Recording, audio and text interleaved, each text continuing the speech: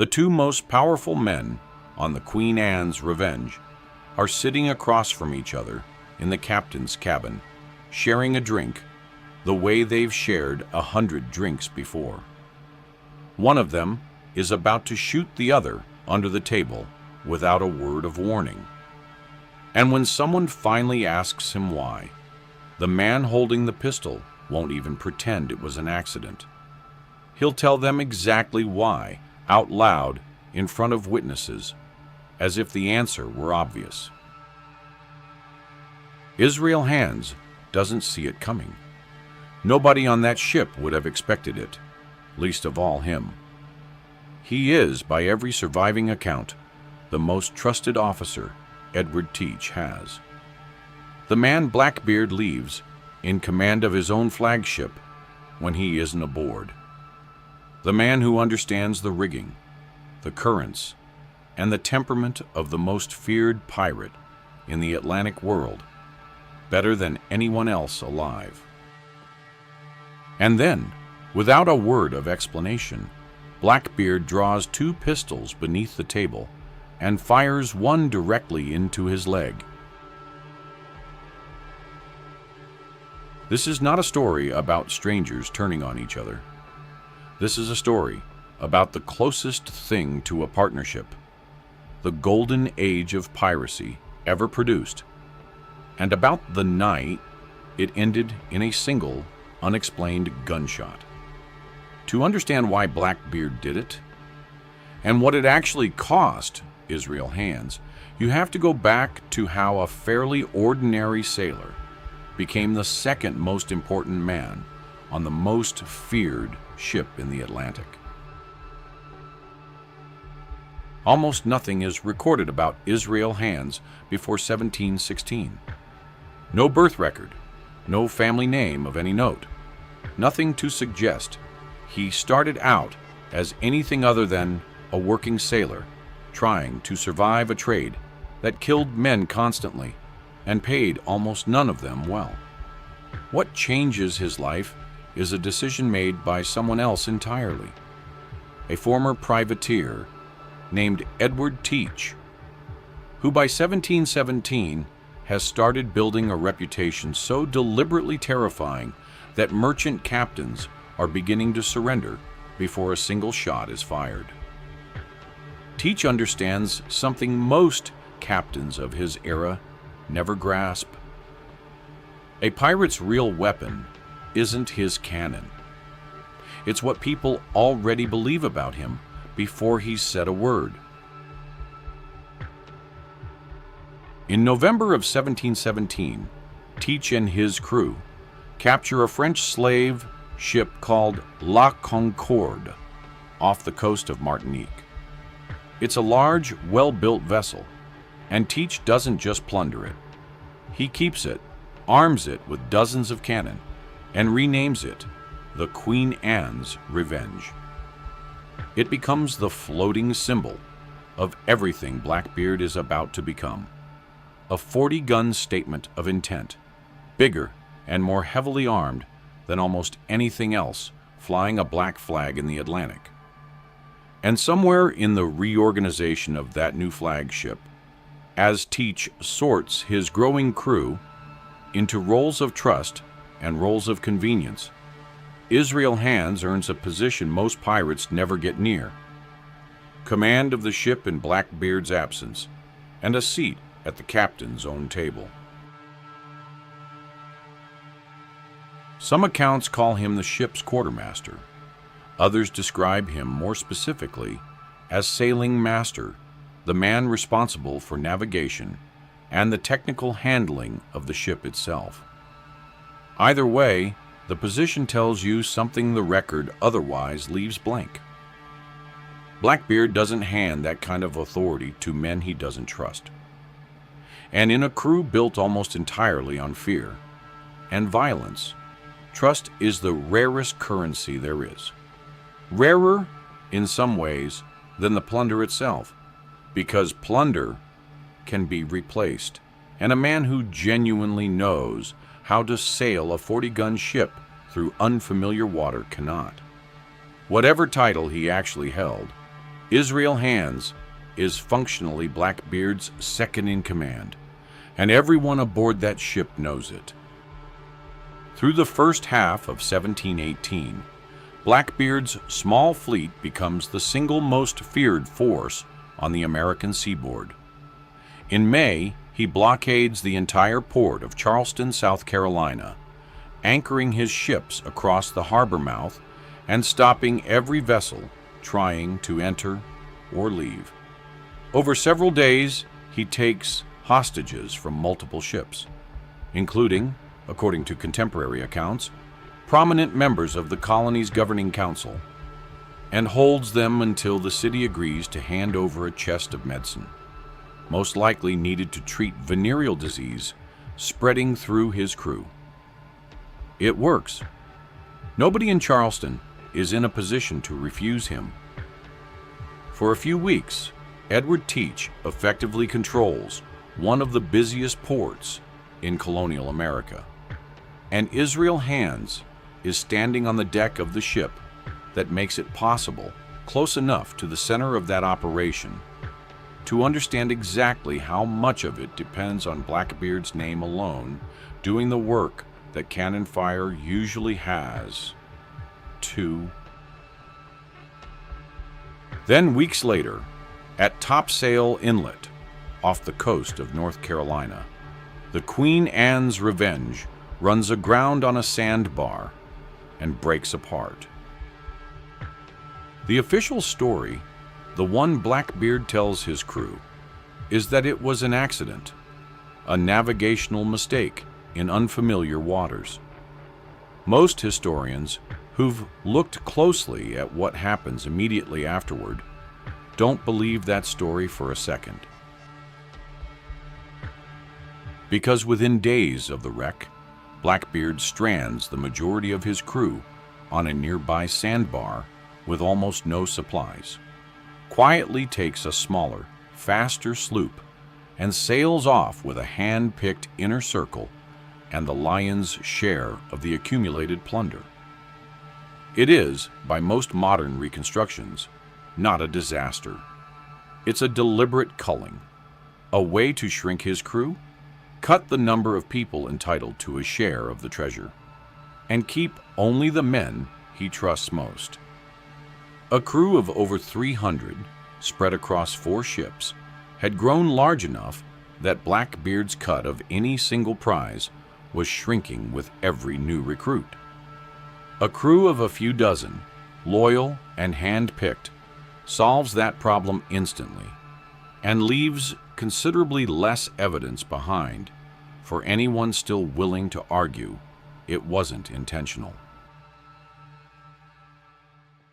Israel Hands is one of the men who stays aboard. Whatever role he played in navigating the Queen Anne's Revenge onto that sandbar, and some accounts have quietly wondered whether the wreck was staged with his knowledge, given his position as sailing master, he ends up on the winning side of the sorting that follows. He is still, as far as anyone can tell, exactly where he's always been.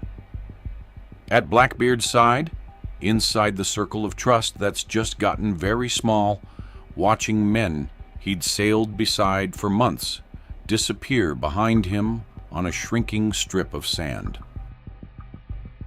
Not long after, Blackbeard sails into Bath, North Carolina, and accepts a royal pardon from Governor Charles Eden, the same offer that's been quietly ending pirate careers across the Caribbean for the better part of a year. On paper, Edward Teach is no longer a pirate. He even marries, according to some accounts, a local girl in a ceremony the governor himself allegedly attends. In practice, almost nothing changes. He keeps his ships, he keeps his men. And within weeks, he's back out raiding, this time from a base that has a governor's tacit protection built into it. A far more efficient arrangement than the constant running and hiding that defined his career only months earlier. This is the arrangement Israel Hands is living inside by the autumn of 1718. Not the loud, blockade a city version of piracy that made Blackbeard famous a few months earlier, but something quieter and, in its own way, more dangerous. A small crew, a compromised local government, and a captain whose reputation now depends less on what he actually does and more on how thoroughly everyone around him still fears him. Here's the thing worth pausing on before the story gets to the part everyone already half knows, because it changes what the shooting actually means. Blackbeard's fleet has shrunk. His crew has shrunk. His legend, the thing that's kept merchant ships surrendering without a fight for 2 years, is the only asset he has left that hasn't gotten smaller. And legends, unlike ships, don't maintain themselves. They need feeding, regularly, visibly, in front of witnesses. One evening in late 1718, in the captain's cabin aboard whatever vessel now serves as Blackbeard's flagship, Israel Hands is sitting at the same table he's sat at dozens of times before, drinking with the same man he's sailed beside for most of 2 years. There's a ship's pilot with them, another guest at the table, and the conversation is, by every account, entirely unremarkable. No argument, no slight, nothing anyone in that cabin could later point to and say, that's what set him off. It's an ordinary night, the kind that's happened 100 times before without incident, which is exactly what makes what happens next so difficult to explain by any normal logic of cause and effect. Then, without any warning anyone present could later explain, Blackbeard draws 2 pistols under the table, blows out the candle so the cabin goes dark, and fires. One shot hits Israel Hands in the knee, shattering it and crippling him for the rest of his life. The other pistol, aimed at nothing in particular, in the sudden dark, hits no one at all. When someone finally asks him why he just shot his own most trusted officer for no apparent reason, Blackbeard's answer, recorded with some variation by more than one contemporary account, amounts to this: if he didn't shoot one of his own men every now and then, they'd forget who he was. He says it, according to those accounts, without any particular anger, almost casually, the way a man might explain a routine piece of ship maintenance. Sit with that for a second, because it's not really an explanation. It's a confession. Blackbeard isn't punishing Hands for anything. He's maintaining a brand, and he's chosen his most loyal officer as the raw material for the demonstration, precisely because shooting a stranger wouldn't prove anything about how far Blackbeard is willing to go. Shooting the man closest to him does.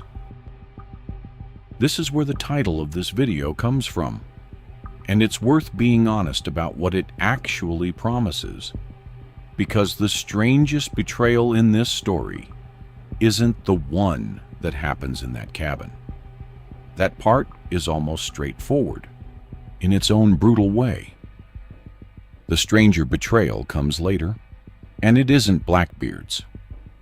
Keep that in the back of your mind, because Israel Hands is about to make a choice that will look on the surface like loyalty and turn out to be something closer to survival. For now, Hands is simply a crippled man on a shrinking crew left behind in Bath while Blackbeard's remaining operation continues without him. He can't easily walk the deck of a working ship anymore, let alone command one. Whatever role he played in the inner circle for 2 years, that role effectively ends the night the candle goes out. Word of Blackbeard's continued activity, and of Governor Eden's suspicious willingness to look the other way, eventually reaches Alexander Spotswood, the governor of neighboring Virginia. Spotswood has no jurisdiction in North Carolina and no patience for that inconvenience. He quietly organizes a naval expedition of his own, under the command of a Royal Navy lieutenant named Robert Maynard, and sends him to end Blackbeard's operation permanently. On the night of November 21st, 1718, Maynard's two sloops close in on Blackbeard's vessel at anchor near Ocracoke Inlet. Blackbeard, by this point down to a skeleton crew of barely 20 men, doesn't run. What follows the next morning is one of the most violently documented pirate battles in Atlantic history. An initial exchange of cannon fire, then Maynard's men hiding below deck to lure the pirates aboard, then a brutal, close-quarters fight with cutlasses and pistols across a deck slick with blood. Blackbeard reportedly takes more than 20 wounds, cutlass gashes and pistol shot alike, before he finally goes down, still fighting when the last blow lands. His head is afterward removed and hung from Maynard's bowsprit as proof for Governor Spotswood that the most feared pirate on the American coast is finally, verifiably dead. Israel Hands is not on that ship. He isn't there to fight beside the man who crippled him, and he isn't there to die beside him either, because he's already been captured. Sometime before that final battle, Spotswood's forces sweep up several of Blackbeard's associates who'd been left behind in North Carolina, recovering, hiding, or simply no longer fit for active piracy. And Israel Hands, still limping from a wound his own captain gave him, is one of them. He's transported to Williamsburg to stand trial for piracy, alongside more than a dozen other men swept up in Spotswood's broader operation against Blackbeard's network. The trials draw considerable attention across the Virginia colony. For months, Blackbeard's name has been synonymous with everything the coastal trade feared, and the chance to see the men who served him formally answer for it isn't something the public ignores. The evidence against Hands specifically is not complicated. He served aboard a pirate flagship for the better part of 2 years, in a position of real authority, during a period when that ship blockaded an entire American port. Under the law of the time, that's more than enough. Israel Hands is found guilty and sentenced to hang. And then, according to the most widely accepted historical account, something interrupts the sentence before it can be carried out. A royal pardon, the kind of general amnesty the Crown had been extending to pirates willing to surrender for over a year, reaches Williamsburg in time to save him. It's not a dramatic last-minute ride to the gallows, the way legend sometimes likes to dress it up. It's paperwork, arriving through the ordinary, unglamorous channels of colonial bureaucracy, at more or less the moment it needs to. He walks away from the gallows that were, by every reasonable expectation, supposed to be the end of his story. But the pardon isn't the whole story either, and this is the part most retellings leave out. Governor Eden had personally issued Blackbeard's pardon in Bath, had reportedly taken a share of at least one of his captured cargoes, and had done remarkably little to notice a pirate flagship operating in and out of his own colony for months at a time. Alongside the general amnesty, colonial authorities in Virginia are actively building a separate case, not against pirates this time, but against Eden himself. over just how deliberately and how profitably he'd been protecting Blackbeard's operation. Men who'd served under Blackbeard, men who knew exactly how that arrangement worked from the inside, become useful in a way none of them could have been while their captain was alive. Whether Israel Hands' own testimony was formally used in that investigation is something historians still debate the precise details of. What isn't in serious dispute is the broader pattern. The same information that once made him valuable to Blackbeard, his intimate knowledge of how the pardon, the piracy, and the governor's silence all fit together, is now the thing keeping him useful to the men who arrested him. Consider the shape of that for a moment, because it's the real betrayal. This story has been circling since that gunshot in the cabin. Blackbeard shot the most loyal man on his ship to prove a point about fear. Israel Hands survives that same night, survives a death sentence, and ends up, in whatever quiet and undramatic way, helping unravel the very system of protection and silence that let Blackbeard operate in the first place. Loyalty, in this story, only ever runs in one direction. It just takes most of the story to notice which one. What happens to Israel Hands after Williamsburg is, frustratingly, almost as thin as what happened before he joined Blackbeard's crew.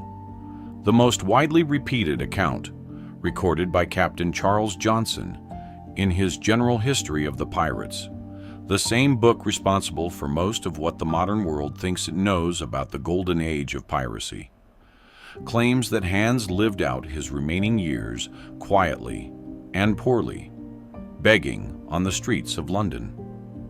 No pension, no recognition, no one on those streets aware they were stepping past a man who once stood at Blackbeard's right hand during the Charleston blockade. No grand epilogue, no second act. The man who once helped run a floating fortress capable of holding an entire American port hostage ends his life as an unremarkable crippled beggar in a city that has no idea who he used to be, surviving in the most literal and least glamorous sense of the word, exactly the way he'd survived everything else since that night in the cabin. Quietly and by inches. There's one more layer to this story worth knowing, because it says something about how badly the real details eventually get flattened by the legend. In 1883, more than a century and a half after that night in the cabin, a writer named Robert Louis Stevenson borrows the name Israel Hands for a character in Treasure Island, a cunning, dangerous pirate who very nearly kills the young hero of the book before being outmaneuvered and killed himself. It's the kind of detail most readers of that novel never learn, because the name is memorable enough to borrow, and the real man's fate is obscure enough to ignore. Fiction gives Israel Hands the death Blackbeard's gunshot didn't. The real man survives a bullet meant to terrify him into obedience, survives a war his captain starts and loses, survives a death sentence that should have ended everything. The fictional one, built entirely out of borrowed menace, and none of the actual history, doesn't survive his own story at all.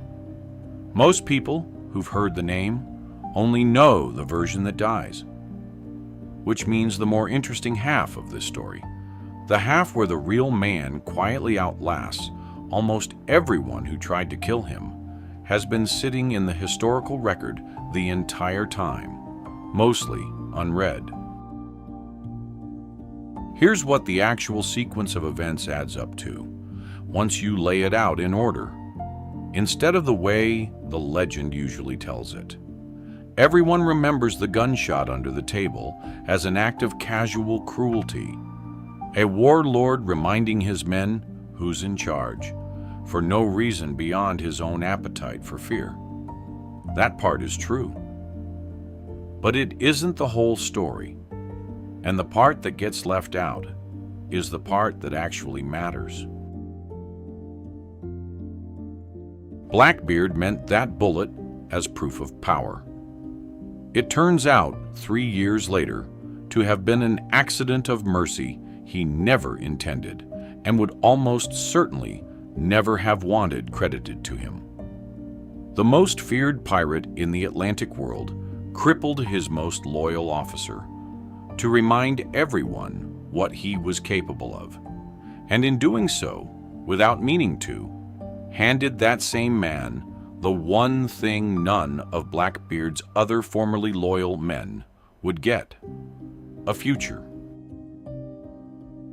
Because the gunshot that crippled Israel Hands is also the reason he isn't standing on the deck of Blackbeard's ship on the morning Robert Maynard's men come aboard with cutlasses and pistols.